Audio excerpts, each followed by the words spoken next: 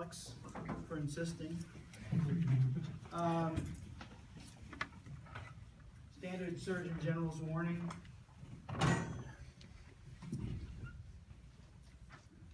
This is true in every class.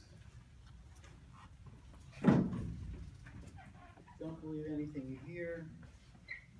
On the other hand, consider the sources. Shouldn't believe anything a professor says, but they've been around, so you should check it out thoroughly.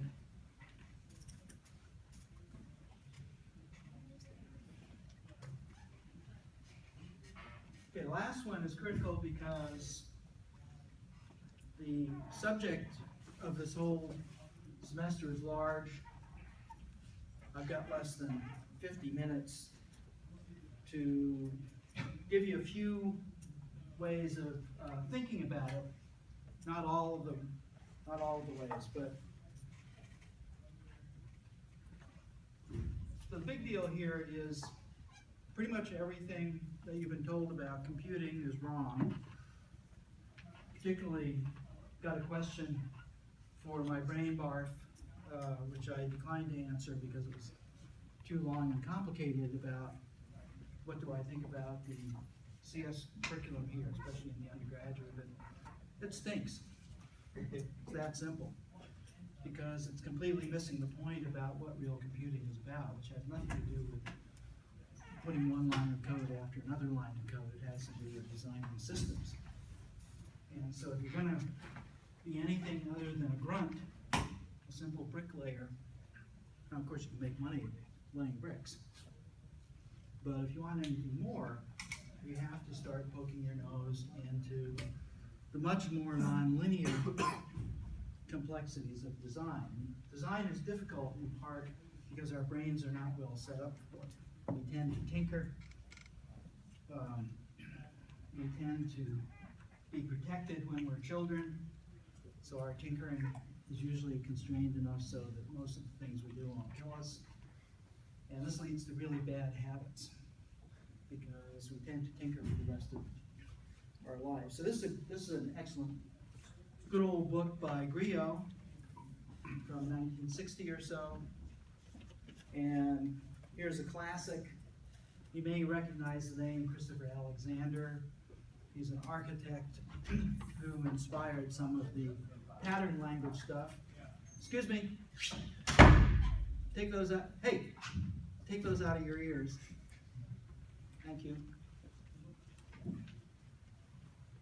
But this is Alexander's first book. It's actually his PhD thesis. Extremely well written. Alexander was a German who came to the United States to study architecture. This is a thesis he did at Harvard. And he later repudiated it because he thought it was too mechanistic. But in fact, the front part of it and the example that he has are still among the very best things ever written about design. This book has been continuously in press since about 1964. It's worthwhile getting. And the weak parts of it that are weak by today's standards, or even those standards, doesn't matter. Because the overall view, what he thinks about, how he thinks about what you're trying to do in your design, is larger than architecture. In fact, he winds up designing a village in India as his example for the thesis. It has about 700 or 800 constraints of various kinds, including religious ones. So it's worthwhile reading this book just to get to this example. And here's a book that nobody has written, somebody should, called The Softer the Subject, the Tougher You Must Be. And this is because thank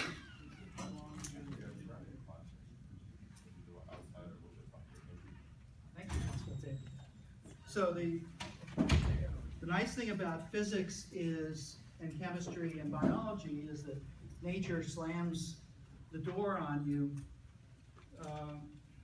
if you're reasonably careful.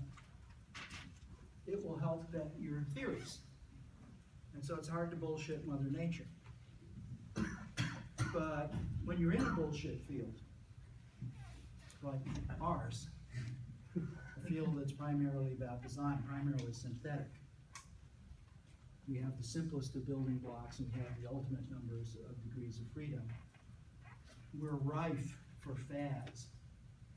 We're rife for every kind of design theory and bullshit and arguments.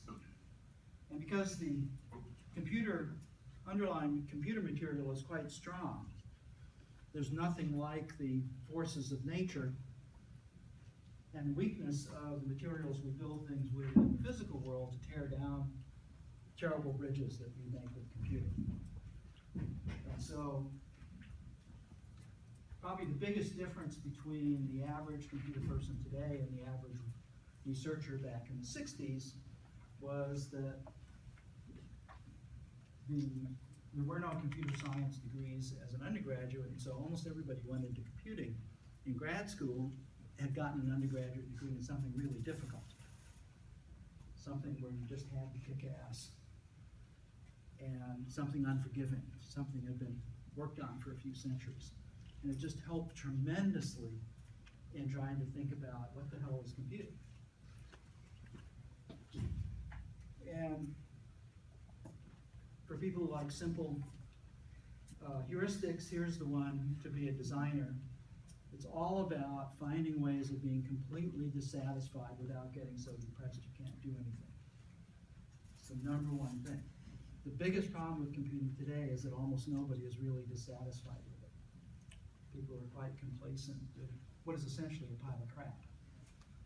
And the problem is that there's a half-life on good ideas, but not a half-life on bits. Bits are still around from 50 years ago, but most of the ideas that were good 50 years ago are terrible ideas now because of the scaling that's happened. And yet those ideas are still around. They're still the main ones that are being used. And because they are the main ones, and I'll go over this in a couple of different ways, they've set a kind of normal. They're what you expect. They're how you got into this class. So let's see, in this class, how many grad students? Okay, seniors? Juniors? Okay, first two? Freshman and sophomore? Okay, yeah, so you've already gotten through an enormous amount of bullshit and it hasn't made you throw up yet. This should make you profoundly worried, really worried, because it means you're able to cope with bad things. Whereas somebody with a way of being profoundly dissatisfied would be screaming or checked out. Think about that. Because human beings hardly did anything differently for several 100,000 years. In fact, before there were human beings, hominids, when they made a stone axe, first stone axes that were made were hand axes. And they're shaped in such a way that when you chopped with them, they also chop back into your hand. And sometime later, a hand axe appeared that was blunt at the end that you held it, so it wouldn't chop back into your hand. Anybody like to guess the distance in time between those two designs? No, I'm just kidding. Yeah, don't. You don't count. You've heard these talks. Anybody got an idea? Yes. Let's say a couple hundred years. 300,000 years. Goodness. So 300,000 years, but let's use our imaginations. It's not possible that too many generations could go by before somebody, just by the law of numbers, even though these bands were only about 100 apiece. But after a few generations, somebody would say, Jesus, this thing is cutting into my hand. And notice that the differently shaped one wasn't. And so I'm guessing that this blunt-ended thing was reinvented many times. And just guess what must have happened to the person who invented it each and every time. They were violating the very theory of existence, of the way of doing this, because the culture We have culture wars today, and a culture is about how a particular group decides to make their way through life. You attack a culture, you're attacking them.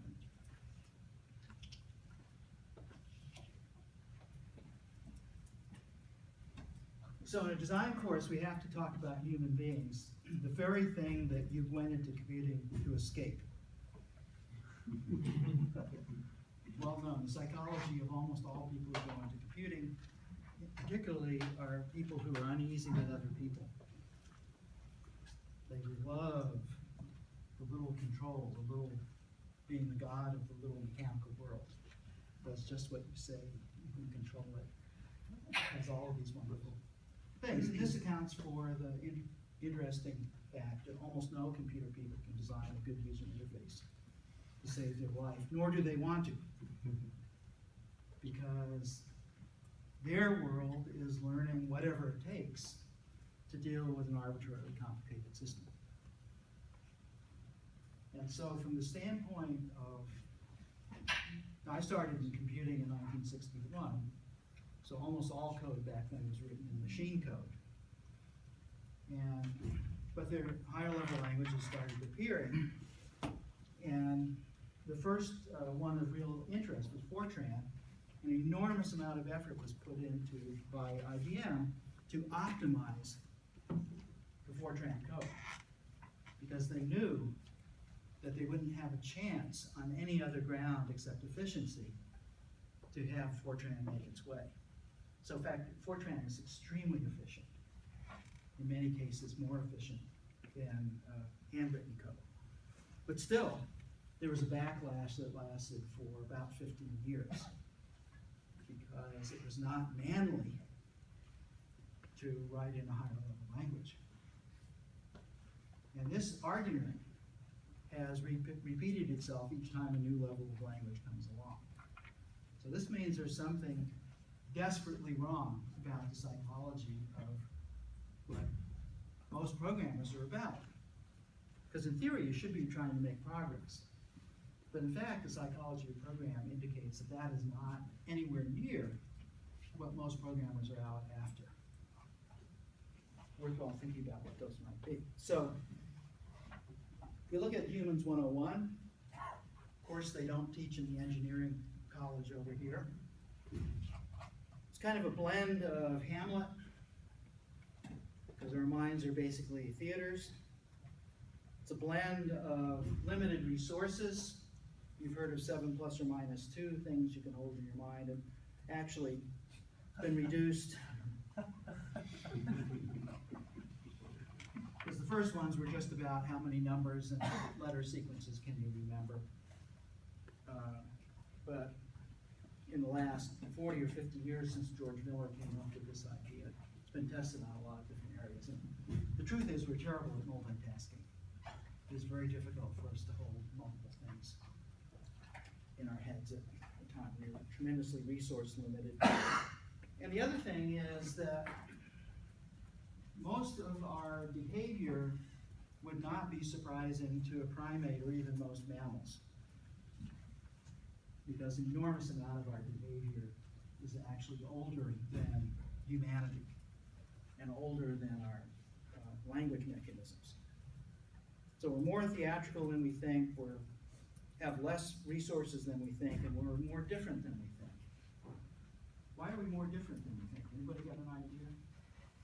Why aren't we aware of how bad off we are in the, say, the thinking department?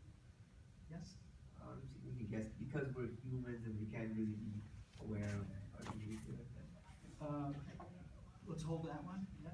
Egotism? Pardon? Egotism? Well, it could be egotism. Could be, let's hold on to that for a second. Okay, I passed out a reality kit to everybody, so let's open it.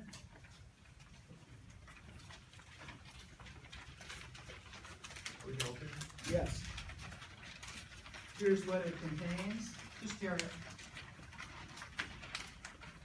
So I suggest doing this, that you put it on a flat surface and lean over it do just what it says, cover your eye.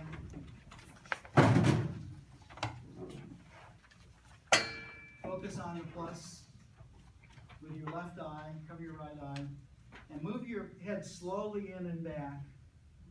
The effect will happen. Don't move it side by side. Just move it in and back. About 9 inches away, something interesting will happen. Okay, how many see it or don't see it? Yeah. What happened? What happened to the dot? It's hidden somewhere between the eyes. It went somewhere. When you go blind spot. Yeah. And so what's interesting is what is where the dot was. Yeah. So think about that for a second. Right? That cannot be, right? Cannot possibly be true. Yeah, so you see something like this, right? There's this kind of blurry text there. So here's what's going on. Unlike squids and octopi, we have very poorly designed eyes. In case you ever have an argument with a creationist, this is a good one. Now, it turns out squids and octopi had a different evolutionary pathway, and so nature wound up putting the blood vessels that supply the eye on the outside of the eye, perfectly reasonable place. For no particularly good reason, mammalian eyes, like ours, have the blood vessels actually coming through, and they actually lie on top of the light-sensitive cells. Is that the craziest thing you ever heard? Now, you don't see them because your brain is subtracting them out. But in fact, they're in the way. There they are.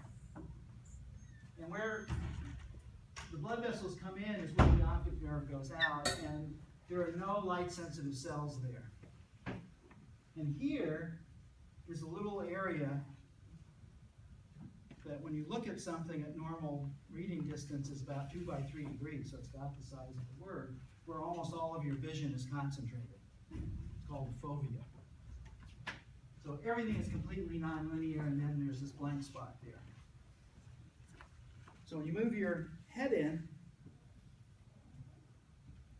eventually, because you're focused on this thing, eventually this guy is going to hit where there aren't any light-sensitive cells, it just winks out. But now the fun begins, because immediately you see that what you actually think you're seeing is not what's on your retina. What's on your retina is these blood vessels and this blank spot. That's not what you see. What you see is something your brain puts together. Okay, here's another one. I didn't put coins in.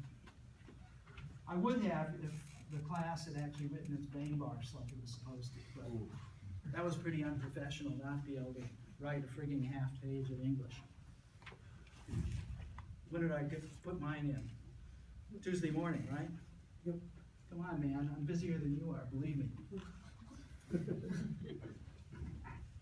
Okay, 2 coins, 2 thumbs, 2 oranges, anything you know the size of. If you hold them up, so that one is twice as far away from the other, and if lenses in animals work the same way they do when made out of glass, then geometry says the images on the back of the retina are going to be a given size and half that size, because that's what gets subtended. And in fact, you'll be glad to know that Descartes and Leonardo, in their respective centuries, both got ox eyes, get from a dead ox. The ox was already dead, and peeled the sclera off the back, just to see whether biological lenses work the same way as glass ones that they started to do.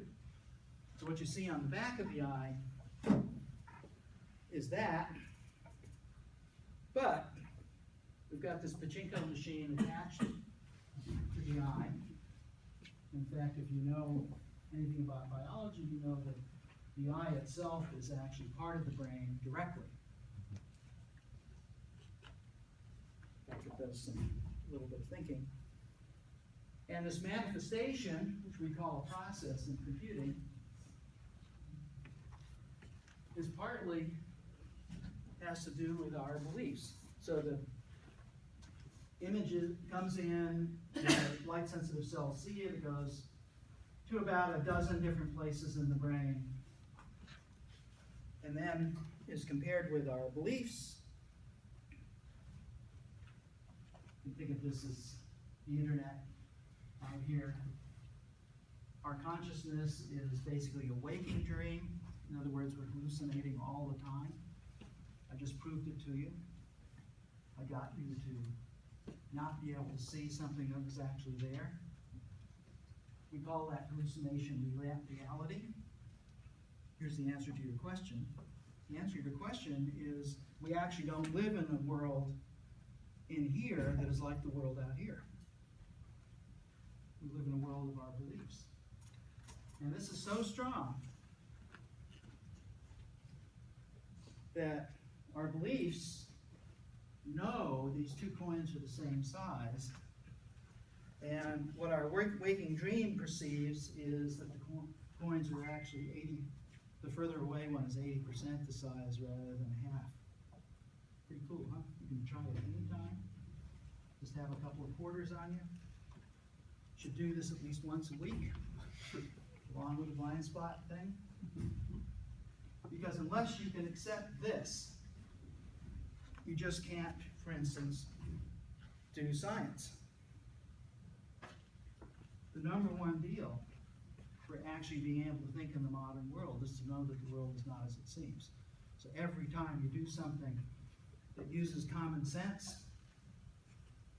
every time you have a fast reaction to something, you're actually going through this mechanism, and you're just hit or miss as to whether all of these cached beliefs there that come from random encounters with the world have anything to do with the way the world looks at all.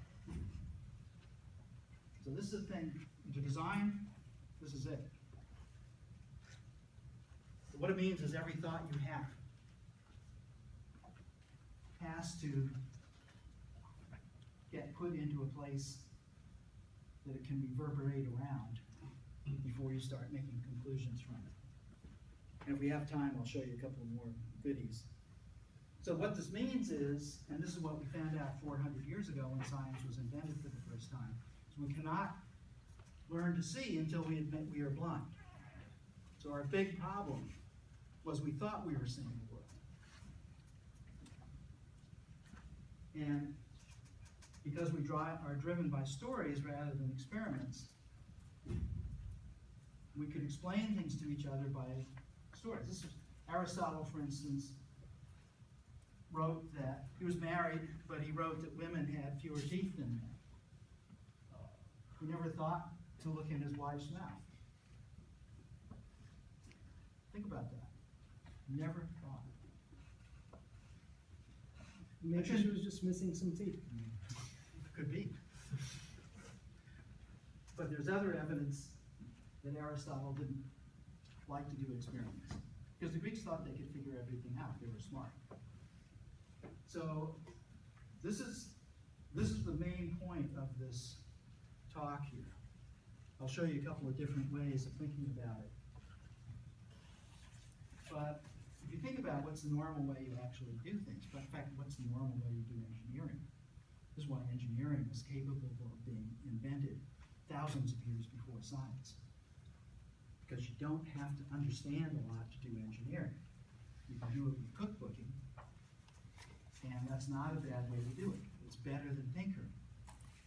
Write down the things that work and have a few heuristics, like if some structure collapses, double the cross-section of the beams. There are a lot of heuristics. It's very, very similar to cooking. But the problem is you just never get to anything deeper that allows you to really think. So in order to see reality, we have to destroy reality. That's what all microscopes and telescopes, every kind of instrument, this thing is like a telescope. It's helping you see something you can't see. We need those. So what it means, this is why I complain about education everywhere, including college. Education is really not about most of the stuff that you're learning. Education is really learning how to see the invisible. And it's the place where the different parts of computing meet up in an interesting way. Because part of computing is about engineering. It is about using past experience. The other part about computing is that it isn't even close to being a reasonable engineering profession yet. And so there has to be something like science. And they have to co-evolve in some way. What's happened the last 25 years or so, particularly in universities, is the science has not happened. It's been almost all about engineering, and that has led to some real problems. Okay, there are gazillions of different biases that are built into our nervous system by genetics. Hundreds. These are a few I got off the net. I added a couple more. Like perfect reasoning from wrong premises. This is the problem with being rational. Rationality only works in mathematics where you can pick the premises. If you're doing any other kind of reasoning and you don't check the premises against the real world, you're in trouble. Leads to things like concentration camps in Germany. You do perfect reasoning, but if the premises are bad, then the conclusions are going to be bad. Here's a big one. Computing loves this one. Abandoning the real problem for something that can be solved. Looking for the keys under the lamppost of where you left them.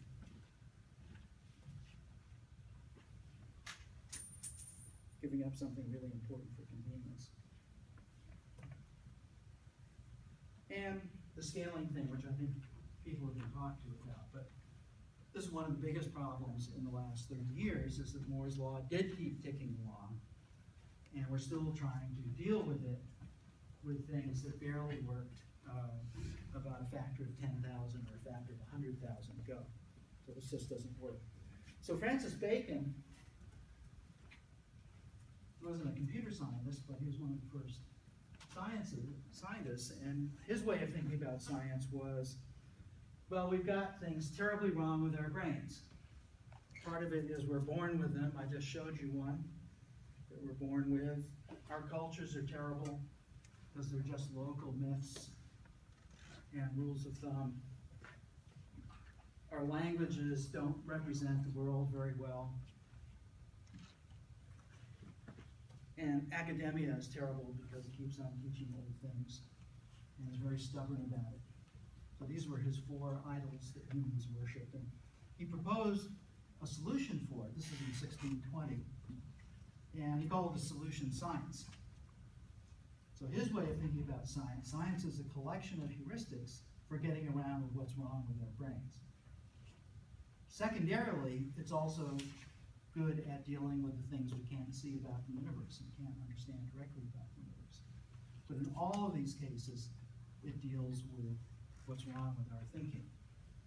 And in fact, his point was human beings actually aren't born biologically to think. If you look at traditional cultures and education, it's all rote memorization. It's all catechismal. Actually, pretty darn catechismic in universities. It's crazy, isn't it? Because one of the things that did get invented, particularly in the last 400 years, is a set of ways for learning how to think about things in ways that get around many of these bias that lead us astray. So there are hundreds of these. If you're interested, they're called human universals. You can find them on the internet. There's a book by Donald Brown, an anthropologist, called Human Universals. And anthropologists gathered these by looking at about 3,000 traditional cultures over the last 100 years or so. And what they're interested in were traits that were never absent from any of the cultures. Every culture had to have the trait before it was called universal. So every culture was hunting and gathering. They were interested in their social kinship, culture, language, fantasy, stories, superstition, vendetta and revenge. About 300 of them. And so the idea is there's pretty good start of evidence for claiming these things as being genetic. They're quite independent of every other kind of thing. And another way of looking at it, for computer people, it's easy to say that these are kind of parameters. You can think of these as typed variables. So we have a type variable for language, and when we're born, we start looking for it. And it's known that we do this. And we actually have a type variable for speech sounds. The baby is interested in all 100 speech sounds, and a few years later, it's only interested in about 45 that are around it. And after that, it becomes very difficult for it to even hear the speech sounds. So the strategy of nature is really hard to be specific about the outside world and our genes.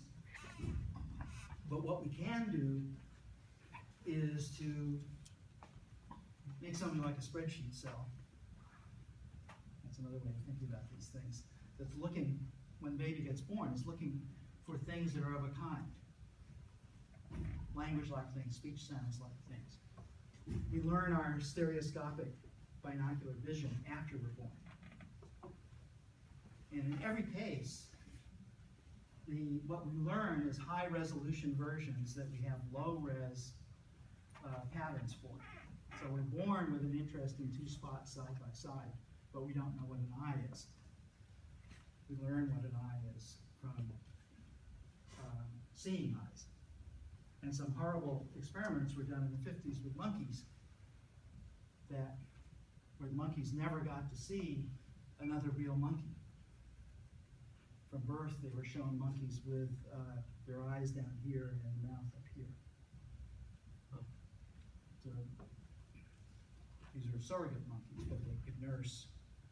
The babies were brought up for several years, and when the babies were exposed to real monkeys that looked just like them, they were frightened to death. Because one of the things that we have, and all species have, is a thing called the other. And the other is a widening circles of things that we think of as us versus them. So in the Middle East, there's a proverb, I against my brother and I against our parents against our neighbors against people across town, our town against the neighboring town. So if you want to unite any group that's at odds in a particular city, get the city to play a sport against another city. All of a sudden, all these people will be on the same side cheering, because the other clicks in and the other is further away than I am. Okay, so once the anthropologist, what does this have to do with computing? So the anthropologists had started off studying human beings because they were interested in differences. So the original theory was that the differences between cultures were biological. This is kind of a racist theory. Most of the 19th century anthropologists were racist in one form or another. But the more they studied people, they found that what they had was categories in common, and what was different was what got filled in after the baby got born.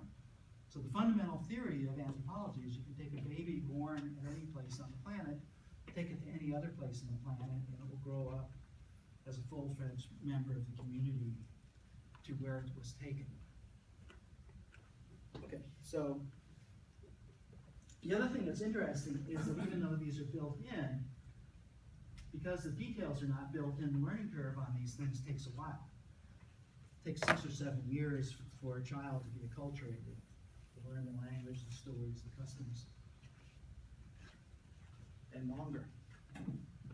So once they got this idea, they got interested in, oh, look, what about things that are really interesting that are not everywhere? Well, agriculture wasn't everywhere. And yeah, agriculture was an invention, almost certainly invented by women around 9000 BC. Reading and writing, 5,500 years ago or so. Math, model-based science, this idea of new. Remember, over on this side, you died in the same culture that you were born into. There's almost no change. Not all of them took 300,000 years. But traditional cultures are incredibly stable, partly by the way they include and exclude different ideas. So the idea of new, the idea of progress, that was an invention. It was talked about in the 18th century when the United States was being invented itself. Jefferson and Madison, in their letters, would say to each other, you know, we should have a constitutional convention every 50 years because the world is going to be different 50 years from now. It's completely new thought. It was an 18th century thought. Thank God they didn't do it. You can imagine the clowns we have in Congress today trying to put the Constitution together. Thought rather than case-based reasoning. Cooperation rather than competition. Equal rights. One of the hardest ideas for us to learn. And so if we kind of link up some of these things, we've got genes for coping. We don't have any genes for progress. Progress is an idea we have to impress on the world, but we're naturally set up to try and cope, to try and maintain the status quo in various ways. Competition, cooperation, the other versus equal rights. Our nervous system likes differences better than similarities. Similarities are how you make useful generalizations, quick reactions versus slow thinking. There's no traditional culture on earth that doesn't have the idea of vendetta and revenge. We have it ourselves. The legal system is actually invented to prevent feuding and vendetta. So two, I think, are worthwhile thinking about here as we move forward, dealing with the difference between the kinds of things we want to do that are really hard and the things that we're wired to do, because we have to keep some of these things in mind and try to detect when we're just easing into them without even realizing it. Okay. Similarly, we love news because it can be told in a couple of minutes. It's categories we know about. New, real new, not what we get on television or the newspaper, because real new is invisible. We have to learn how to see something that's actually different than what we deal with. It can take years. Something that requires calculus to understand is never going to be shown on the evening news because it takes a while to get into that kind of thinking. Okay. So here's a model from the 19th century that's actually pretty accurate about us. Rain comes down, randomly disturbs some earth. A little channel gets created just completely randomly, but once you get it, it's actually an amplifier because it feeds more rain into that particular channel. Eventually you get one of these guys, and 100 million years later, which is all it took to do the Grand Canyon, only 100 million years, you get something that is a complete world that if you were born into it, you might not even have a sense of what there is at the top.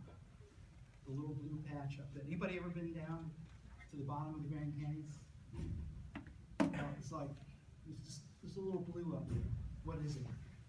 But everything else is this predominantly pinkish kind of color. And of course, if you're a fish born into water, you wouldn't know about water. If you've only got one color to look at, you don't have anything. You would not have a name for it. It doesn't exist because it has to be contrasted with something. So you've got a pretty magnificent version of normal in reality, and yet it's just the tiniest part of what's actually there. So I flattened out the canyon here. My thoughts are like a little ant crawling around the canyon. I can do all kinds of things. I can pick different directions. I can, when I encounter an obstacle, I can figure out how to get around it. I can do problem solving. And maybe I'm taking a shower, out for a run, just waking up in the morning, and I have a little blue thought. But I've been to school, I've been to church, I've gone to college. They're flat. Because that blue thought doesn't fit. It's basically noise, as far as the pink is concerned. It makes sense to remove noise. But I might have a really unguarded moment, and all of a sudden, I get a whoops. I got something that is not in this plane at all. It might start off, I might share something in here, but it's just qualitatively different. And what I've suddenly discovered is whatever dimensionality I thought I was in is another dimension. In fact, it's a whole other universe. It could be a bad universe. It could be a stupid universe. But it could be a powerful one. And Paul Hindemith, the composer, said, well, this is what happens when you're listening to great music. You're listening to the music, and the next thing that happens is something you anticipated, and the next thing that happens is something anticipated. You don't feel anxious, but you start getting bored. If the next thing that happens is not at all predictable, and the next thing that happens is not at all predictable, you start getting upset. Just random noise. But he says, if the next thing that happens is something you didn't predict, but you can then see that it was another possible consequence of where you were, you start getting excited. The hair starts standing. Anybody ever have a hair standing up experience from music? It's like, holy shit. That's the technical term for the whoops. It's like, and if you think about it now, you can start, can you feel it a little bit? Because you can actually remember, you can get the vestiges of it back. And that's the excitement of leaving one world and going to another. And of course, that's what art is about. Art's purpose is to remind us that there's more than the world that we're in, whatever that world is. And we may have different reactions. So Kessler, Arthur Kessler here, said, well, it could be a joke, because that's what a joke is. Joke, somebody takes you down the garden path in one context and suddenly reveals you in another context. And if it's aggressive enough, you'll start laughing. Could be discovery. Science has this property, right? You didn't think it was going to be there. And you start laughing most of the time. Anybody ever do a discovery? Sometimes kind of humor. It's like a joke that the universe played on, because the stuff was right there the whole time. We have never invented a single new thing for nature. It's always been there. So of course it's funny when we say, oh, it's right there, right in front of my nose. And then art is a longer drawn out thing, because now you're getting that connection with the oceanic. That's the special thing about art. And you know what's cool? The way of escaping from what's a problem with computing into what's good about computing is loaded with these three things. And the one that saves us is ultimately this one. Because this is the one that actually helps us understand whether we're actually making real progress or not. And of course, there are other. Coleridge, Rhyme of the Ancient Mariner guy, was a theatrical critic, and he said, people go to bad theater hoping to forget having television today. Mind-rotting, meaningless stories, for the most part. He said, people go to bad theater hoping to forget, but they go to good theater tingling to remember. And again, art is what takes you into things that you already know, but you've forgotten you knew. Really important things often. And in fact, because it's hard to talk about what aesthetics is all about, what's interesting is to just look at all the different situations where people make noises like this. And so Feynman used this to point out that, hey, science is an art, mathematics is an art, because it has the same kind of aesthetic and transformational properties as all the rest of this. This is a good argument for learning everything in undergraduate. This is why you should not concentrate too deeply. Learn everything. You'll have the largest possible chance to see a connection between this and some new world. Because a lot of these connections are kind of analogies, right? Like puns.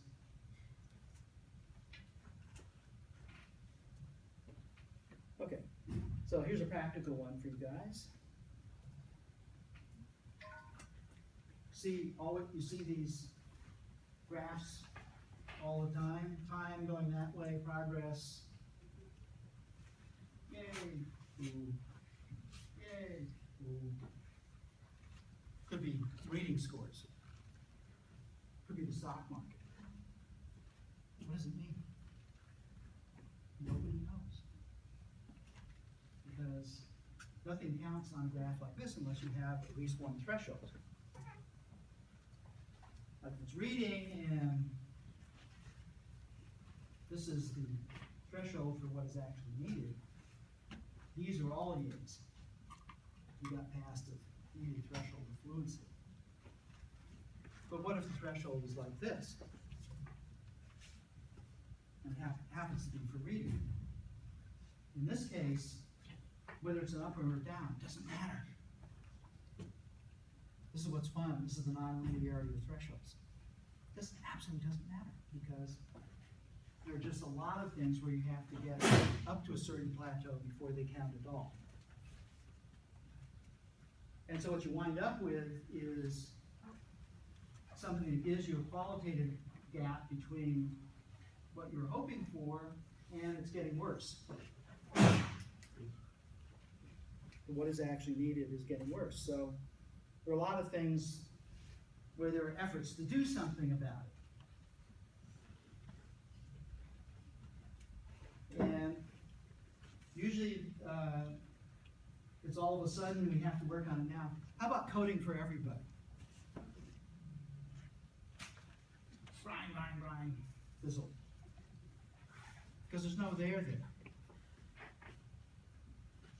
Could be education. Could be the moonshot. When Kennedy announced the moonshot, 61, something like that. You weren't around. I was 21. My first thought was, oh no, there goes space travel. Why? Because there's no way to do a moonshot in less than 10 years without using chemical rocketry, which is the only kind of rocketry they knew how to do back then. And anybody tell me the formula of what's wrong with chemical rocketry? This is the kind of stuff everybody should. Yes? The rocket equation? Pardon? The rocket equation? Well, just give me the simplest one. Well, the fact that the amount of fuel you need is exponential and... Yeah, it's just this. That's all there is to it. You have to get rid of something in order for the rocket to move.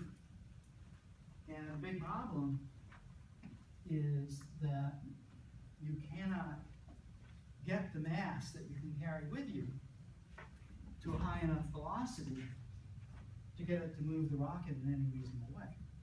And so we basically had a 40-story building that was a Saturn rocket, and all but the top few feet of it were high explosive. And almost all of that was just to get up about 50 miles, because it has to carry itself. So everybody who read science fiction in the 50s knew you had to have something like atomic power in order to get enough escape velocity of what you're ejecting in order to carry enough fuel in order to do interplanetary space travel. And so what happened was the moonshot actually set back real space travel by more than 50 years now. This happens over and over again. Most of the education shots set back education because they wind up discouraging people. What they don't realize is they're just not doing it right. And so the failure, they tend to blame the messengers rather than themselves. The web, another one of these. We can talk about that later, but it set back actual interactive computing by decades. We haven't caught up yet. So there are two words, better and perfect. These are the enemies of what is actually needed. Better is the one that is most seductive because, hey, I'm making progress. God damn it, look at this. Perfect is for idealists like me. So I have a heuristic that keeps me from trying to be when I'm designing. And I have some friends who help me with it. But you need to know these things. So what you actually want is to spend an arbitrary amount of time to find that spot. I call it the McCready sweet spot. McCready, anybody know who he was? Yes. Oh, come on. Oh. Anybody? Come on, listen. I'll give you a hint. He won an interesting award in the last century. He won the Mechanical Engineer of the Century Award. Think about that in the context of the 20th century. Now do you know who he is? Okay, so you're not serious. You're in an engineering school, you don't even know who your Einsteins are? He's the only person to have 4 of his airframes in the National Air and Space Museum. Now do you know who he is? Our prominent rocket systems. I mean, well, that wasn't him though. We had the Germans for that. No, I'm not talking about, I'm just asking. Well, I'm just thinking, if he has an airframe, 20th century, did cool stuff, I think shooting things to the moon. But No, that's not. What he did was, Jets? he did man-powered flight. He did keep a plane aloft forever on solar power. He did make a machine that will fly like the largest flying creature that ever lived. He was actually the invention of the drones. Did a million things. Basically, one of the world's greatest problem solvers. And his primary heuristic was to spend as much time as possible to figure out what that was. And so I'm not taking time, maybe another time I'll explain to you how they did manpower. You have to realize, for manpowered flight, the best people in the world tried for 45 or more years to do it, and McCready was able to do it in less than 6 months once he decided to take a shot at it. And then he did the flight across the channel a year later. So it wasn't even a contact. When they had the first solar-powered race in Australia, he won by more than 24 hours. Wasn't anybody remotely close to it. He was one of the main inventors of all the electric cars that we have, et cetera, et cetera, et cetera. But the point is, you should know who these great engineers are. So that's what McCready did, and so a combination of things, once you get there, and it might take a while, you should be willing to spend that while, because you know where you're trying to get. All of a sudden, you've found another blue plane where things are completely different, because you've found what the principles are that are going to make the actual problem easy. People spend too much time trying to solve the actual problem. It's because you're rewarded, yes. So question on the graph, when you have the progress bar going down, shouldn't what is actually needed just be getting farther away? Or I'm not intuitively understanding like what that means. You mean where? Yeah, like the pullback on the progress. Like that way. Oh, it could be. Yes, maybe I should have put in a different graph here. You're reading it more carefully than I intended. Oh, okay. But you should be rewarded for that. And I'm just doing it right now. Oh, okay. Yes. So you're talking about solving the actual problem, but isn't that what is actually needed? No, no. So just to do the manpower flight one is kind of fun because he never, although he knew something about flying, he was the first American to win the world soaring champion. And he was an aeronautical engineer. He was not interested in, and he knew a lot of people who were doing it. But it happened that his brother-in-law had a business that failed. And McCready, to make his wife happy, assumed his brother-in-law's debt. And this is $100,000, which is probably around $700,000 or $800,000 today. So it's a big hit for him. And he was driving across the desert with his family, just musing around. And that morning he had seen that the British pound was $2. And the Kramer Prize for manpower flight happened to be 50,000 pounds. So he's in the middle of the desert and he said to himself, boy, if I could do manpower flight, I could pay off my brother-in-law's debt. So then he started thinking about it. And his first thought was, why haven't all of these good people been able to do this in the last 40 years? And he decided, it's not that the problem is hard, we don't know what the problem is. Because these were not amateurs doing this thing. And so he thought, well, why don't we know what the problem is? And the answer was, well, they fly one of these airframes, they have a crash, and it takes them a year to make another one. Because they're all made as light as possible. And they have all of these things on them, and he said, okay, that's not enough crashes. What we need, forget about manpower flight, what we need to do is figure out an airframe that we can have 12 crashes a day. So we got back to his group, said, okay, we forget about, we're gonna do manpower flight, but first, let's come up with something that can survive 12 crashes a day. So it needs to be fixable with Scotch tape and wire. And it has to be kind of, it has to have an enormous wing, it has to be light, but it's just, if I showed you the pictures of it, it's laughable. And this thing that they made never won the prize. But in 6 or 8 weeks, they had had more flights than all the rest of the people in all the rest of history together. And they finally figured out what the problem was, which is in part how to turn something with a wingspan bigger than a 747 that is going only a few miles an hour and has enormous rotation and inertia. How to keep it from just dipping the wing into the ground, because you could not get it very high off the ground. And so it was a control system problem, and they were able to do all the experiments there. So like I say, less than 6 months after he had that drive through the desert, bingo.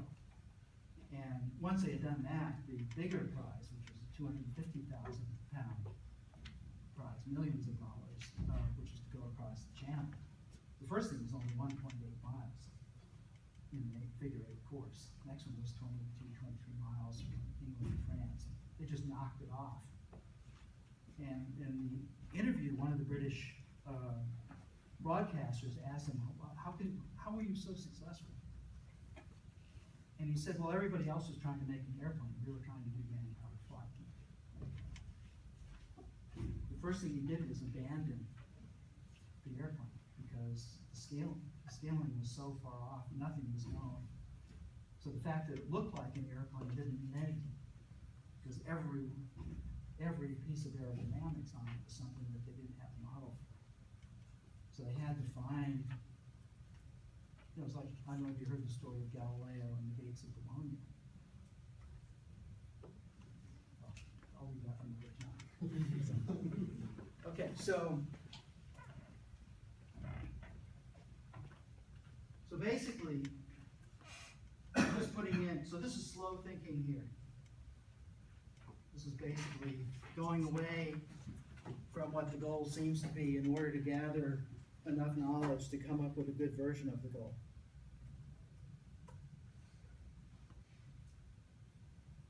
Okay, so here's this is a little true story from my own history. Might find it interesting. So in '68, I was a graduate student, and my thesis project was this machine. This is a self-portrait of it. So it looks kind of modern, had a pointing device, had an object-oriented language and operating system. Those are the kind of theses we did back then. And I ran into an educator, Seymour Papert, and he was working with children, and I immediately abandoned this desktop machine as a good idea, because children needed something like this. So this is a little sketch I made on the plane back from that trip of two kids learning physics, two 12-year-olds learning physics by having programmed their own space war game in a child-size object-oriented language with wireless networking, et cetera, et cetera. So, crazy. There weren't even any personal computers back then. But we had something fruitful, which had been announced a few years before, which is Moore's Law. And Moore's Law was partly physics and partly engineering. And so if you just took Gordon Moore's 30-year projection out, you could count the number of transistors, what they would cost, and so forth. And so my thought was, let's take the puck out here into the far future, where we don't have to worry about how we get there, but just ask. In 1998, it would be ridiculous if we didn't have a flat screen laptop computer at consumer prices, wouldn't it? Yeah. So this is the question you have to ask. To take the thing so far away that you're not tempted to be engineering about it. Because engineering, you want to work from what you know. Here, what you're asking is, gee whiz, if Moore is right, then I'm going to be able to put all the transistors from my desktop machine on the back of a flat screen display. There's flat screen displays starting to happen, little ones. And 30 years out, slam dunk. Don't know how to do it? Doesn't matter. Because now, you start bringing that thing back. So the first place you bring it back to is about 10 to 15 years out, and you start thinking real thoughts between where you are here and where this is. What is this thing that's a slam dunk out here? What is it likely to be about 10 to 15 years out? That's a bunch of different things, but what you need to do is to simulate it.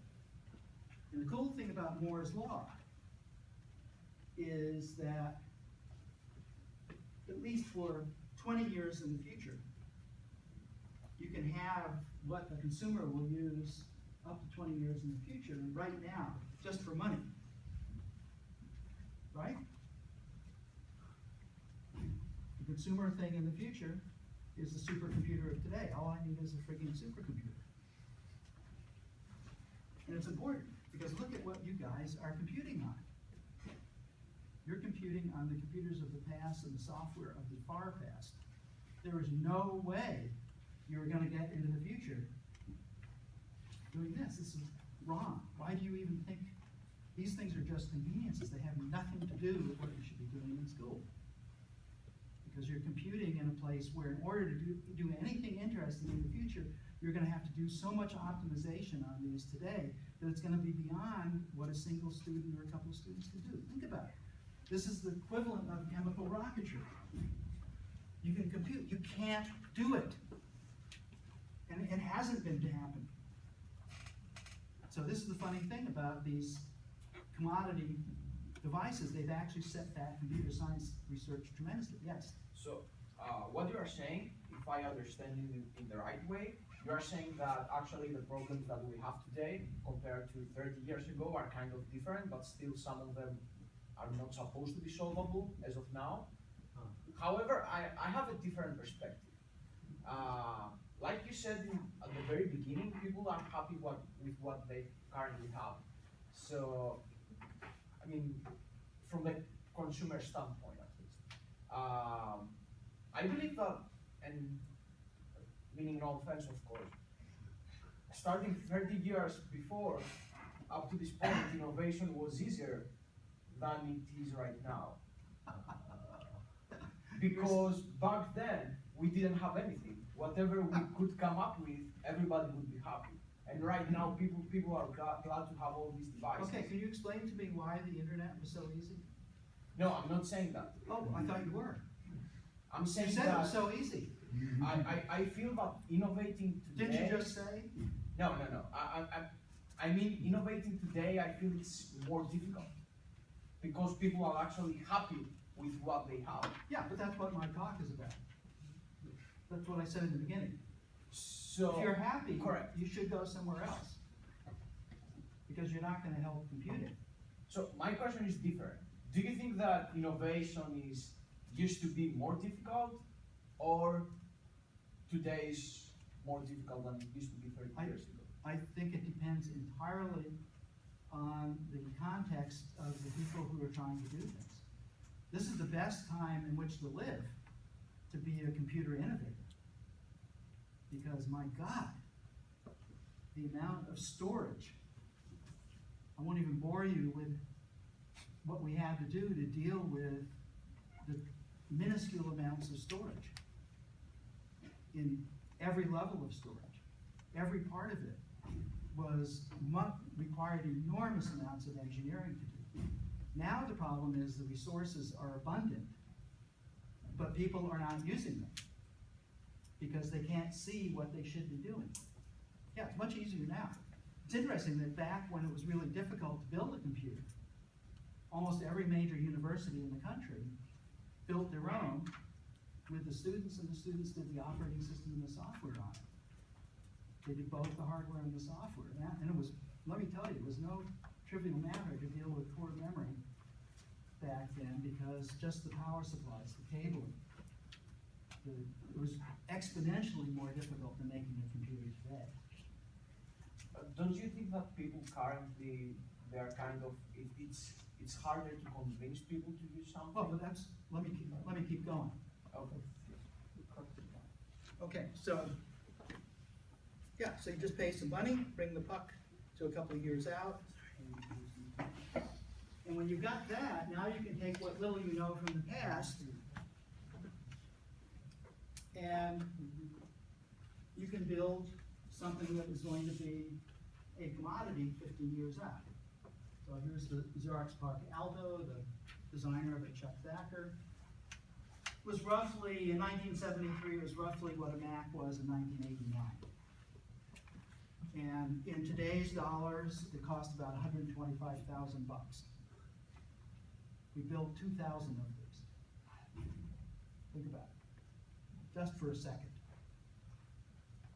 Imagine if you could have $125,000 worth of computer. Imagine the experiments you could do without having to optimize. All the user interface, all the real-time experiments. So there's the Alto, and we have another genius to develop the software of the future on it using a few ideas I came up with, Dan Ingles. And the result of this was something that Steve Jobs saw 6 years after this machine appeared. In his visit in 1979, the Macintosh appeared in 1984, 11 years after this machine had been done. And so the pitch here is, if you want to get into the future, you have to have a flight simulator. And you can build that flight simulator. That flight simulator will tell you how to build the real thing. Do many experiments without having to optimize, and if you optimize them, you make a far future app. For instance, an example is Microsoft Word is originally done at Xerox PARC in 1974. It was a product in 1984. It takes a while to do software. This is the problem. And if you've got the software gated to some sort of cycle out in the business world, you're screwed because you can only do little things. That's what people have been doing. Tiny little things. If you want to do something serious, you have to back off and give yourself a much longer development period. Okay. So, heuristic is have a glimmer of an idea, take it out, pass the ridiculous test, bring it back with money, and make a flight simulator. This is how you make real progress in computing. Yes? Isn't it possible that at least some software innovations aren't resource limited even with current hardware? And it's just like, it's just we need some new step of imagination, but there's nothing stopping us from doing it. Well, I think very there's well. nothing stopping our imaginations except ourselves. And then the question is if the new thing is actually new, then you're going to have to find out about it. And the question is how difficult is that going to be? Right? And one of the things that's well known is when you take your design hat off and put on your optimization hat, you can't get the design hat back on again because you're in two different worlds. I think people who've done serious software development have had that sense because you're thinking about different trade-offs completely. Okay, so here's an answer to one answer. Oh, Remember, you're not supposed to believe me, but. So this is backed up by evidence, but it's a little difficult to quantify. So take the 5% here as meaning small. So basically, it's a human trait that when something new comes along, about 95% of us evaluate that new thing. Could be a tool or an idea. Evaluate on whether it contributes to their current set of goals. In other words, most humans are goal conservative. And it's good because, you have to stick with the goal if you're going to do it. About 5% of us, a small number, get interested in the idea of the tool on its own merits. They're interested in novelty. They start playing around with it. And some of them will abandon their old goals because a new thing came along. So we could take another dimension here. Inner directed versus outer directed. It's about 85 and 15. These are not completely independent dimensions, but let's assume that they are for a second. So we get something like this. And about 1% of us are ideas new and inner-directed. So that's an interesting combination to think of. We like new. We're not goal conservative, and we're inner-directed. We don't give a shit what anybody else thinks. And about 80% of us are goal conservative, and we're outer-directed. We do give a shit. So there's an enormous conflict between these two groups, and I think you can see that the presence of these two accounts for a lot of the dynamics over the last few thousand years. It takes a long time. This group basically does not change because it's a good idea. It changes when everybody feels like changing. So it takes them a long time to work up to something where everybody's used to it. And sometimes it's faster than 30 years, but 30 years is a good time for this. Like, how long did it take before it was socially acceptable to wear a baseball cap backwards? At the time outliers started using it, about 30 years. How long did it take for it be okay for girls to show their belly buttons after the outliers started? About 30 years.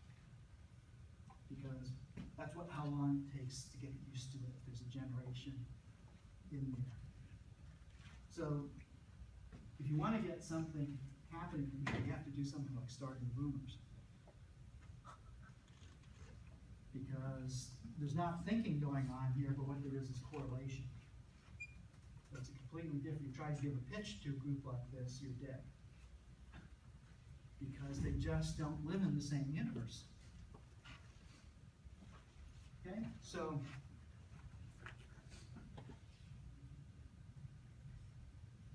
And we got this, so here's a old typewriter. It's fun to look at the keys here. For instance, here's an E, pretty smudged up. The T is almost gone. Sort of randomly around there. And the reason for this is that for some reason, the main mechanism for doing a typewriter consists of throwing these keys at the platen up there, and even a typist who's typing really accurately but too quickly will get another one of these guys going up there before the other one has had a chance to come back and get it. So it turned out that women, especially in the 1880s, were fabulous typists. They loved it. It was great. And so this keyboard was invented to give these women the hardest to type on keyboard that you could possibly type on. That's what the QWERTY keyboard is. Christopher Scholes did that. Now here's my Blickensderfer. If you've ever seen Blickensderfer, but here's one, I have it in my house. Notice what it's got up there. This is from 1904. This is the first golf ball typewriter. No, IBM did not invent this. All mechanical, beautiful. And it's worthwhile taking a look at the layout of the keys here. B, T, A, I, N. Those are the most used keys. Why not put them down there? Because this thing can only type one character at a time. There's no possibility of jamming it. And so the Blickensderfers in 1904 had a completely optimized keyboard. Turned out Blickensderfers of 1915 had QWERTY keyboards. And the reason is nobody was willing to change over just because there was a much more efficient way of doing things and the possibility of jamming had been removed. Linotype machines, which are before your time also, had ETAION Sherdlu as their home row of keys. Those are the most used keys because of the way Linotype set type. So QWERTY we still have with us, and it's worth trying to find QWERTYs. Like, what are the QWERTYs in the programming languages that you program in? Write them down. Try and find them. What are the things that are absolutely stupid and getting in your way? Okay, so I'm gonna get past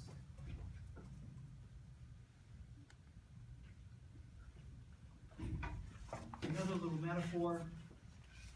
English is a hard noun language. It's about things more than anything. And so if we treat ideas as matter, they don't interpenetrate. But we could treat ideas as light, in which case we get superposition. That's kind of cool because you don't have to make a choice.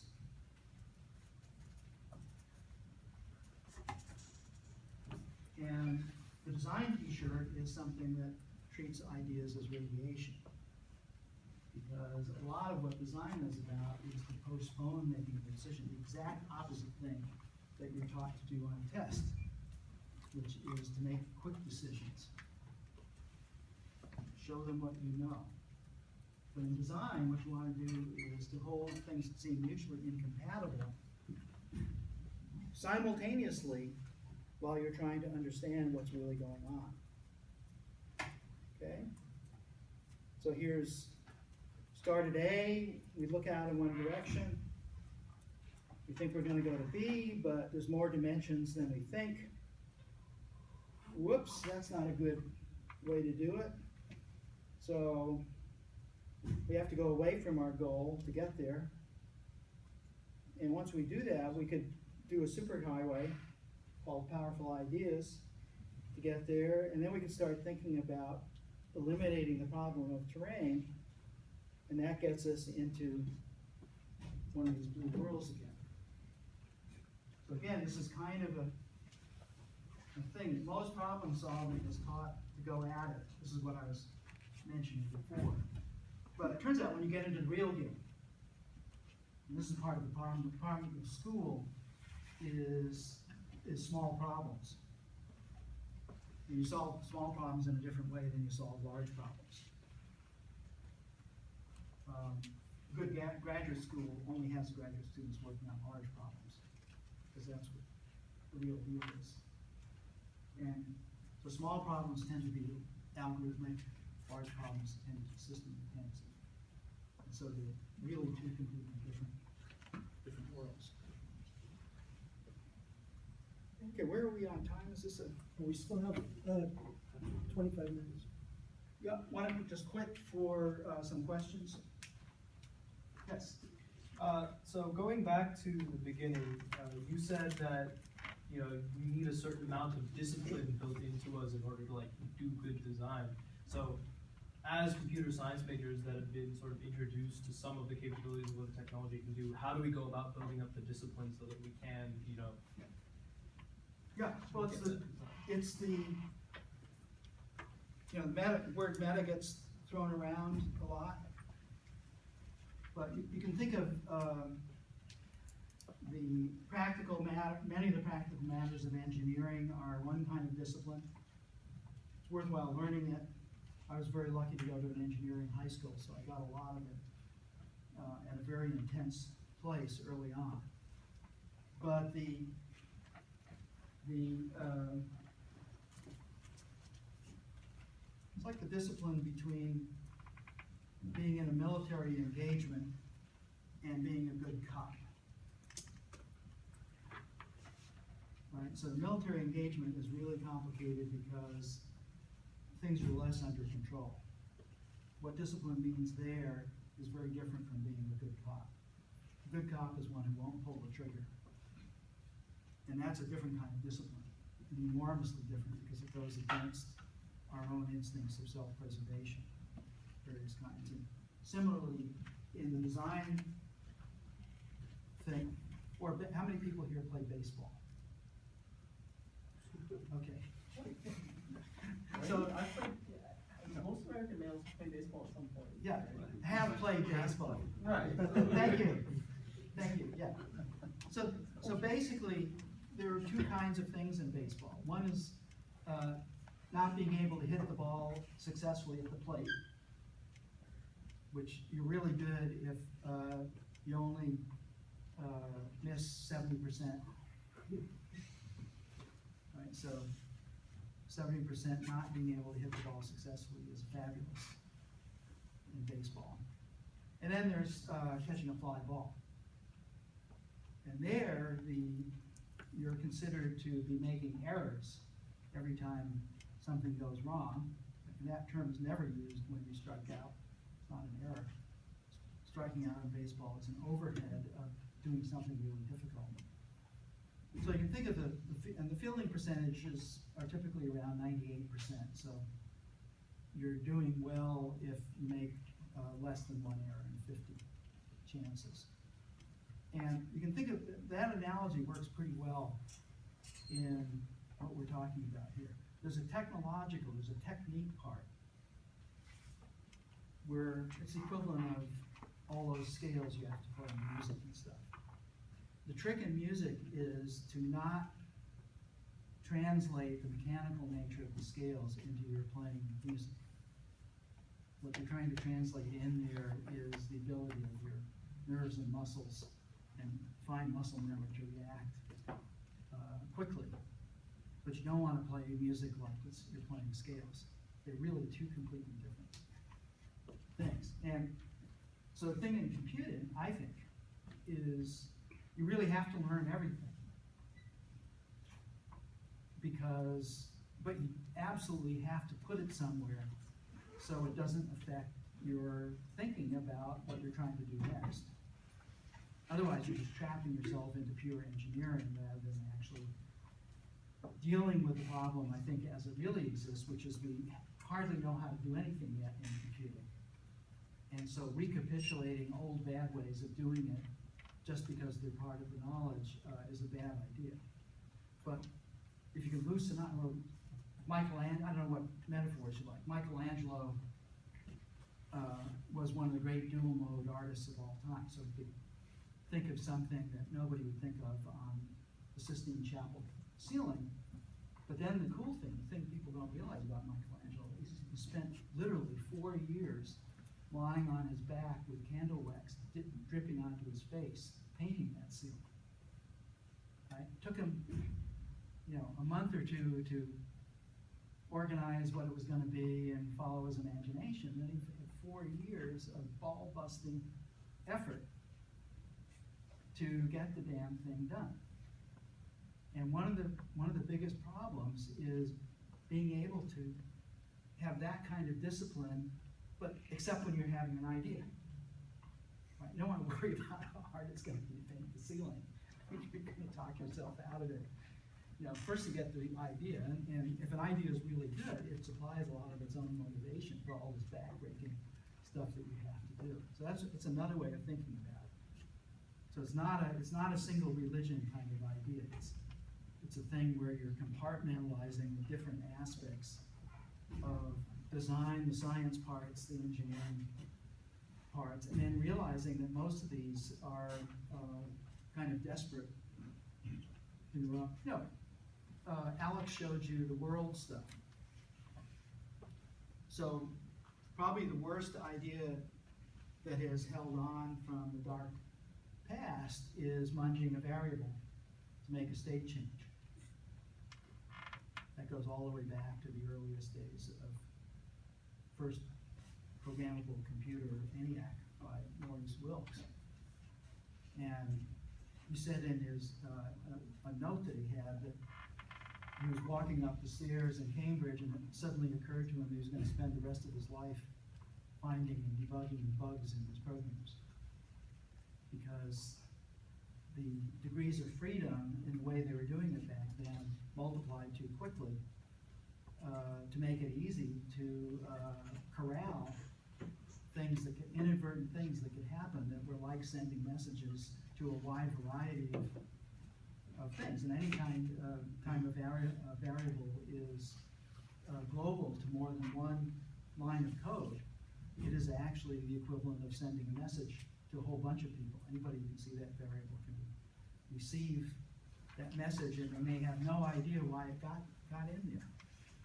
So, on the other hand, conceptually, the idea of munging a variable is satisfying and easy, because it's a parallel with an equality constraint, right? And so, an interesting question, and for instance, the language, have you shown them Lucid? No. Okay, so Lucid, go look at Lucid by Ashcroft and Lodge. One of a number of attempts to take something like functional programming, but make it conceptually in the space of the much simpler space of thinking about munging things.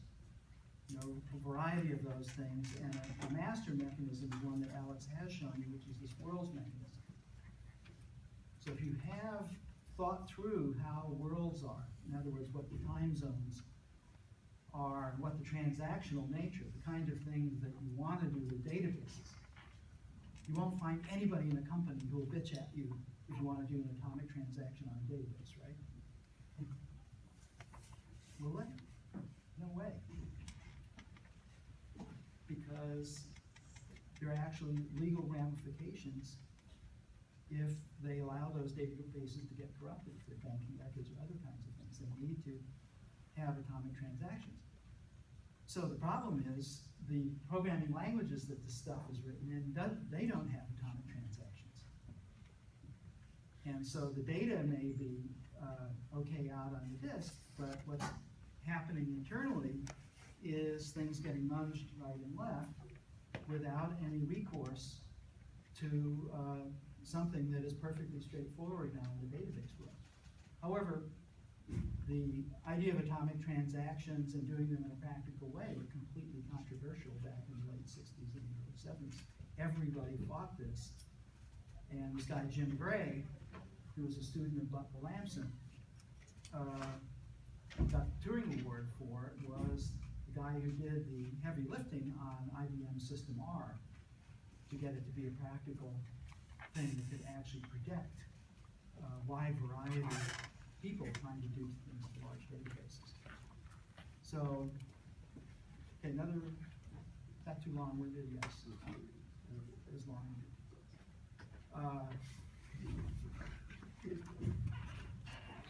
So when I think of the programming language design problem, I think you've got 3 or 4 different things that are worthwhile thinking about. First, I've never designed a programming language without 20 driving examples. And you have to think about what those should be. Those are the most critical things, because you don't know what the design is yet. So you have to kind of find your heart. This is this emotional part of the thing. So you have to, this is where you have to be critical. You have to take things that, God damn it, they should just be nicer. Or, God damn it, they should be clearer. Or they should be safer. But there's a goddamn it in there on every single one of those things. And then you have to have a little example of what it should be like. Worlds is interesting because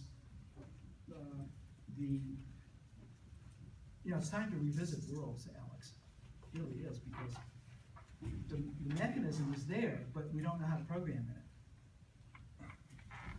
Right? So we've got this thing that, because if you think of file versioning as the coarsest grained undo that you can have in checkpointing, and Worlds allows you to work it down to things that are at least real time for a human.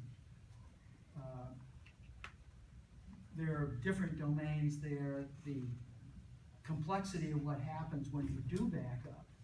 Like the nice thing about Worlds is it will back you up to a state you were in before, absolutely. But now what would your code do when it's going to follow an alternative? So this is like rethinking the whole notion of what try is, but try without side effects now. Right? Probably something more like possible worlds reasoning in AI than anything that's done in standard programming. Right? Because it starts merging its way into things where you can start now writing programs that actually are not, any particular pathway is not completely guaranteed. But in fact, the state of every single one of them is completely understood. So if you write another program that looks at these programs trying to accomplish much more complicated goals than simple algorithms can. Okay, I came to, yes, sir. Didn't want to upset you. Yes, sir. So I thought that this was a great talk because it really showed what I've seen before, and I haven't been able to really explain it. And I thought I did a good job of sort of explaining these innovations that we've seen throughout our times and before that, and how people actually were able to sort of shoot for the stars. And I guess my question is, have you heard of Blackbird before? Blackbird? You Yeah. mean, the only Blackbird I know is the Lockheed Martin.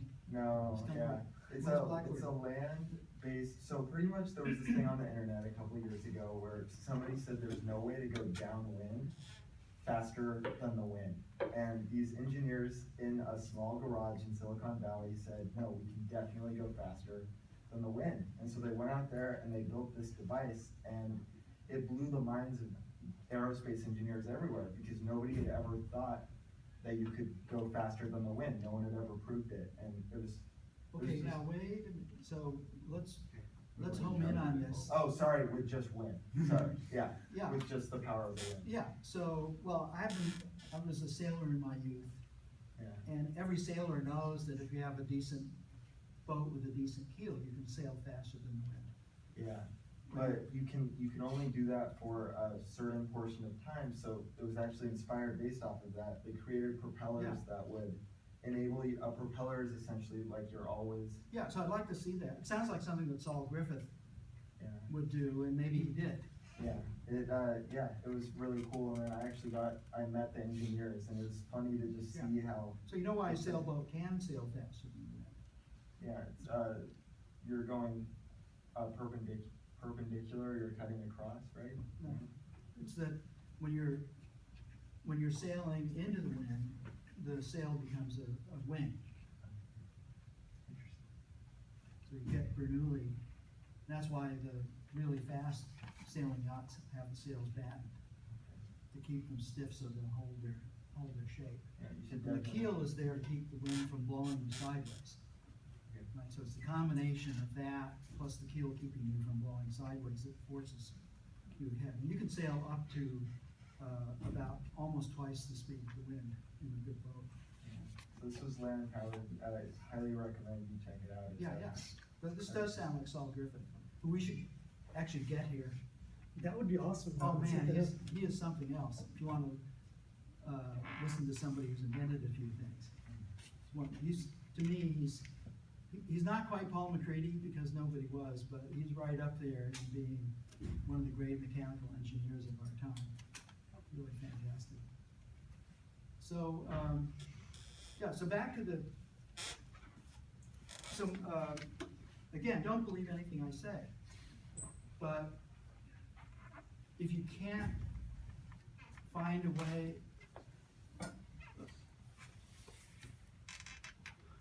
so here's what do marketing people want? Marketing people are interested in finding out what humans want and helping them want.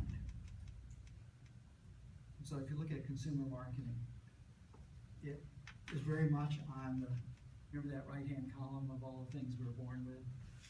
We're interested in stories. Now we have technological story amplifiers. We're interested in fantasies. Now we have technological things. So if you want to make $1 billion, just take the things that we're genetically interested in and make a technological amplifier. Revenge amplifier. And that's known as a gun. Or the missile system. Yeah. So, but what are educators out after? Educators are out after what they think people need. And what people need is very often not what they want. Right? We need to control our impulses, but we want to have impulses. We want revenge, but we need to hold back. So one of the reasons education is so unpopular is because when it's really working well, it is actually training people against most of their genetic material into behaviors that are not like our natural behaviors. This is why writing had to be invented, why deductive mathematics had to be invented. We aren't born with it. Why science was only invented 400 years ago in its modern form. Democracy, the notion of equal rights, all of these things go against what we're actually born believing in that pink cloud up there. And so, same thing in computing. The number one thing is to try and understand when you're following your impulses, are you just doing what you want, or are you doing what the situation needs? And this has been easy in other forms of engineering because people get put in jail when they build a bridge that crashes. One big one just happened in India that killed, I think, 80 or 90 people. And that just should not be. And especially now when there are CAD systems that also do the physical simulations, there should never be a bridge that crashes. If you look at what the CAD people were doing in mechanical, electrical, biological, structural engineering, it's way ahead of what computing does. Most computer people are still typing into black screens on bi-terminal emulations, whereas in mechanical CAD, they're designing systems that the system automatically simulates, and in many cases now can go directly to fab. We should be able to do that in software today, and we aren't. So just think about where we are. So here's what's the irony. The irony is that every single one of those CAD systems that is so much better used by other fields is done in a computer program. Computer programmers are doing programs for these wonderful systems, and they're being macho and falsely so on their own bailiwick. They refuse to do reasonable tools, reasonable programming languages, reasonable environments. So just if you think about the future, a lot of the future in almost every field is a CAD synth fab cycle. And computing may be one of the last ones to join it. Okay, so thanks very much for inviting me.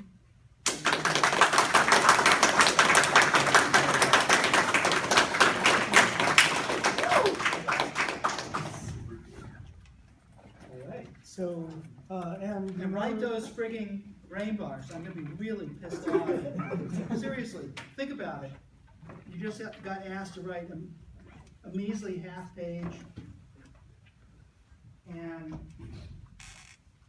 without any formal requirements of it, without a grade, could even do it anonymously. Come on. But Alex makes it public. Pardon? Alex makes them public after we post. Well, I told you guys, Yeah. if you didn't want them to be made public, you could tell me, but really, like, I'm pretty disappointed with those, because Yeah, I would've thought, like, people would've had interesting things to say, like, well, there are a couple. enlightening things to say So there are a about. couple, the thing that this morning I sent Alex an email, I said, did I miss the rest of them? Because you said I only seen only about half of the number you gave me for people in the class, and he checked. So like revenge is like a super satisfying thing. People like to have vendettas against people and they don't do things, and maybe like. No, Right, so it seems like they're getting waddled in no, that. I prefer just saying if people are trying to be professionals, I like to point out when they're not being professional. And you aren't. Write the frigging brain bar, seriously. But I don't think they're missing that, right? They aren't motivated by some same principle that you have, right? It's not like they don't have enough of a fear of being unprofessional. It's more that there's this reason that they don't want to do it, that's perhaps not being addressed or something. I imagine it's more of my ideas aren't good enough. No, but you could do it anonymously. We said that in the beginning. That's the whole point. I don't give a shit who wrote them. I want you to write them. That's the whole point of a brain bar. It has nothing to do with who you are as far as Alex and I are concerned. Nothing. It has to do with what it means to be able to just barf it out in a way that somebody else can read. There are no other restrictions. Think about it. There are no restrictions on it. You're not being graded on it. So the people who didn't do this are completely missing why you were asked to do it. And also you're missing why I always write one when I sign them. And I said in mine that I absolutely hated when teachers would give writing assignments out, and they wouldn't write. What they were saying is, this is for you, this is some sort of cod liver oil pill that you have to take. Bullshit. Writing is actually one of the best ways of helping to organize your thoughts. And when you start out, the reason we call it brain barf is we really want spew. Because the number one thing is just doing it at all. Yeah, so don't misunderstand. It's absolutely unprofessional to not do it. I expect every single one of you to do one. And do it anonymously, for Christ's sakes. I don't care. But I do care if you don't do it. Really don't. Yes, sir. For the one pager, can we post that on Piazza? Yes, and so unlike the brain bars, I really don't want to make those anonymous ever, because I want people to be able to give you feedback on your stuff. Everyone in this class, I want everyone to read everyone else's one-pagers. And so, yeah, please put those up by Saturday night, so that your buddies, which I'll assign tomorrow, can give you feedback and you can iterate by Tuesday. Okay, so, and if you have any questions, please post them on Piazza and I'll address them as I see them. Yes? So the deadline is Saturday night. I said Friday before and people seem to be worried, so I'm willing to make it Saturday night. The sooner the better, I think, because remember, this is just your first draft, and the point is to get feedback from your buddy. So just try to get it out soon. Okay. And seriously, like if there's anybody here thinking that they're not interested in doing these one-pagers, you should drop the class now or you can. Because if you don't, we're gonna have a problem. Hey, great. Well, you gotta do it.